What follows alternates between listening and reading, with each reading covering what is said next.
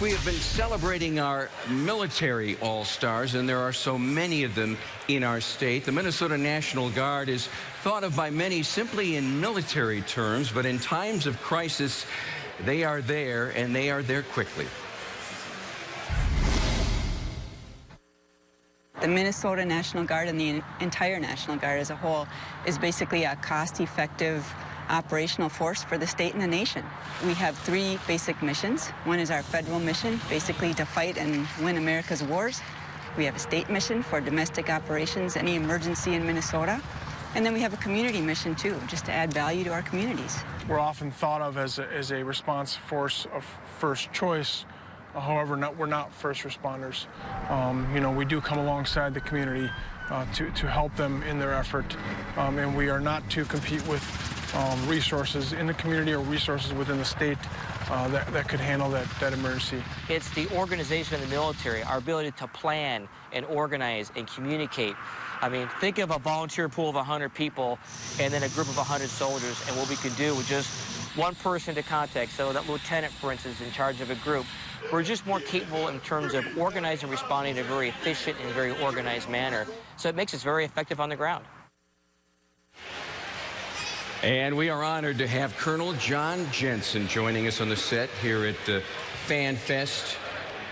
We learned a little bit in that story, but clearly when there are problems in our state and there are crises, and we've had them in terms of flooding here in Henderson and elsewhere in the last couple months, the National Guard is there and there quickly, just part of the mission of the Guard. Yeah, absolutely. We were both in International Falls and Henderson, Minnesota, the last week of June, in both operations, supporting our local communities, our local citizens, our local authorities.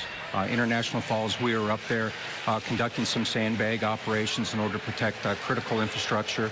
And in Henderson, we were down conducting security operations to secure some homes that have been damaged by flooding, as well as securing key engineer equipment that was used to fight the flood down there. I would imagine it's a delicate balance between all of the federal work and responsibilities that are laid upon your shoulders, and then dealing with the state concerns and the crisis, the flooding, and so many other events that are involved. How difficult is that at times? It can be very difficult, but what we have to really do is prioritize what our mission is. And primarily our mission is the go-to-war mission to prepare to defend the Constitution of the United States. And so we primarily focus on that, but we also understand, because that's such a complex mission, that those skills, those traits that we develop there can go right over to our domestic mission and be applied immediately there. So although we'll focus on our federal mission, it applies to our state mission immediately. How does the process work when a county or local government is interested in assistance? Yeah, primarily what takes place is that the county emergency director will receive a request for a resource that the local community no longer has or has expired. And they get a hold of the Homeland Security Emergency Management Division of the state government. And then that's staffed amongst all of the state agencies to really determine which is the best agency to support. Sometimes it's the National Guard, sometimes it's not. It very well could be, for example, the Department of Transportation. And once that recommendation is made, it's passed to the governor, and then the governor will authorize the release of that resource. And then at that time, if it is the Minnesota National Guard, then it comes into our staffing process, and we plan the mission, notify the local unit, and they'll go down, and they always support the local incident commander. Practice makes perfect in any field, and I know that there's a lot of practice, a lot of rehearsal for various situations for your group. Yes, exactly.